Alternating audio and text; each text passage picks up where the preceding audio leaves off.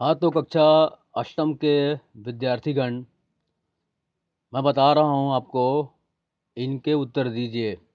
प्रश्न पहला है, बीजो उपचार किसे कहते हैं, यह क्यों आवश्यक है? तो बुवाई के पूर्व बीजों को रोग मुक्त करने एवं उनमें शीघ्र अंकुरण हो, इसके लिए तैयार की जाने वाली गतिविधियों को बीजो उपचार कहते हैं।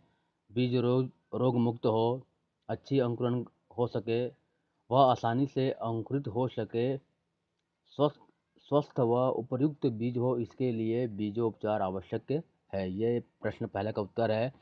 दूसरा है, बीजों को उचित गहराई में बोना क्यों आवश्यक है? तो इसका उत्तर सुन लीजिए। बीजों को उचित गहराई में बोना इसलिए आवश्यक है क्योंकि बीजों को अंकुरण के लिए पर्याप्त नमी, वायु एवं प्रकाश मिलता रहे। इनमें पर्याप्त अंतर भी होना चाहिए। ठीक है। अब है प्रश्न 7 है, कंपोस्ट किस तरह तैयार की जाती है? तो मैंने पिछला वीडियो में बनाया हूँ, इसको आप देख लीजिए और आपके पुस्तक में दिया भी है। ठीक है, ये है पेज नंबर 135 में दिया है, कंपोस्ट खाद कैसे तैयार करें। ठीक। अगला प्रश्न है, केचुए को कृषि मित्र क्यों माना जाता है?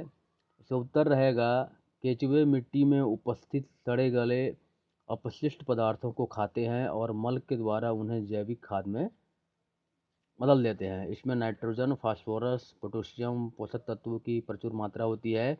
इन्हें केचुआ खाद या वर्म कास्टिंग कहते हैं। इसलिए इसे किसी कृषि का मित्र कहा जाता है। यह गंदगी निवारण कर पर्यावरण को स्वच्छ बनाता है। ठीक है, यह गंदगी को साफ करता है, पर्यावरण को शुद्ध करता है और यह किसानों का मित्र होता है क्योंकि किसानों के लिए लाभदायक है, इसलिए इसे किसानों का मित्र कहते हैं। ठीक है,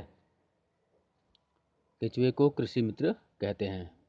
अब है, उर्वरक किसे कहते हैं? ठीक है, तो भूमि में कुछ विशेष पोषक तत्वों जैसे कि नाइट्रोजन, फास्फोरस, पोटेशियम की पूर्ति हेतु किसान रासायनिक पदार्थों का उपयोग करते हैं, इन्हें कहते हैं उर्वरक।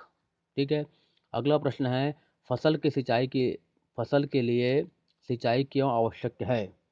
तो फसल के लिए निश्चित अंतराल के बाद जल की आपूर्ति आवश्यक है क्योंकि इसके द्वारा पौधे खनिज लवण का अवशोषण करते हैं, प्रकाश संश्लेषण द्वारा भोजन बनाते हैं, वाष्पोत्सर्जन करते हैं व अन्य जैविक क्रियाएं संपन्न करते हैं, इसलिए सिंचाई आवश्यक है। ठीक है। अगला प्रश्न है, आधुनिक सिंचाई पद्धतियाँ कौन कौन सी है? तो पिछले वीडियो में बताया था मैं, एक बार और सुन लीजिए। आधुनिक सिंचाई पद्धतियाँ हैं स्प्रिंकलर या उसी को फव्वारा सिंचाई बोलते हैं। दूसरा है ड्रिप अथवा टपक सिंचाई, ये सब है, आधुनिक सिंचाई है। ठीक है, यहाँ पर दिया गया है स्प्रिंकलर द्वारा और ड्रिप टपक सिंचाई, ये जो है आधुनिक सिंचाई के मतलब ये साधन है। ठीक है, चित्र बना हुआ है, देखिए। अगला प्रश्न है, क्या एक ही खेत में धान अथवा परवल की खेती की जा सकती है? कारण सहित लिखे। तो एक ही खेत में धान तथा परवल की खेती नहीं की जा सकती क्योंकि धान को अधिक पानी की आवश्यकता होती है जबकि परवल को नहीं। धान खरीफ की फसल है जबकि परवल रबी की फसल है। ठीक है, तो ये आपका उत्तर हो गया। अब कंपोस्ट खाद एक बार मैं फिर से बता रहा हूँ, कंपोस्ट खाद कैसे बनता है, देख लीजिए, एक बार सुन लीजिए।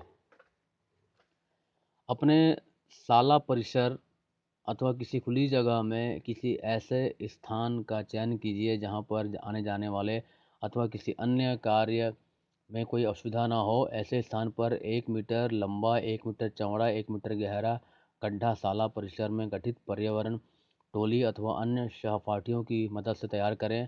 आसपास के कचरे, ठीक है, कागज़ के टुकड़े, पेड़ पौधों की टहनियाँ, पत्तियाँ, फलों के छिलके, पशुओं के गोबर जैसे व्यर्थ पदार्थों से गड्ढे को 30 सेंटीमीटर ऊंचाई तक भर दें। इसके बाद इसमें गोबर, मिट्टी एवं पानी का घोल अच्छी तरह से छिड़काव कर दें।